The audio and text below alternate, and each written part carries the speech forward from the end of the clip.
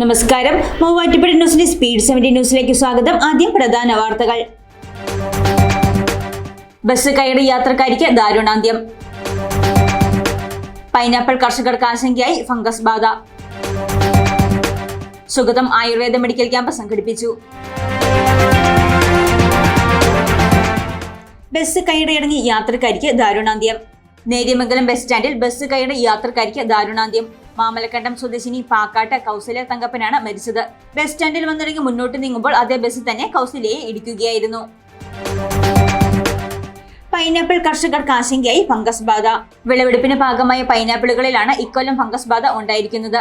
മുൻ വർഷങ്ങളെ അപേക്ഷിച്ച് pineapple record വിലയിലെത്തിയ ആശ്വാസത്തിലായിരുന്ന കർഷകർക്ക് തിരിച്ചടിയായാണ് ഫംഗസ് രോഗബാധ പിടിപെട്ടത്. കാലാവസ്ഥാ വ്യതിയാനമാണ് രോഗബാധയ്ക്ക് കാരണമെന്നാണ് കർഷകർ പറയുന്നത്. ഹർത്താലിന് പിന്തുണയുമായി പ്രകടനം നടത്തി.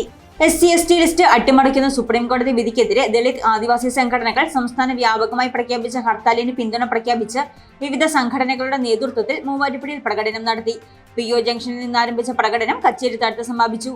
തുടർന്ന് നടന്ന യോഗം കേരള പരവർ സമാജം സംസ്ഥാന ജനറൽ സെക്രട്ടറി രവി KN ഉദ്ഘാടനം ചെയ്തു. സുഗതം ആയുർവേദ മെഡിക്കൽ ക്യാമ്പ് നടത്തി.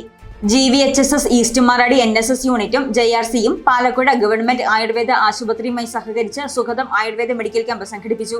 വാർഡ് മെമ്പർ ജിഷ ജിജോ ഉദ്ഘാടനം ചെയ്തു.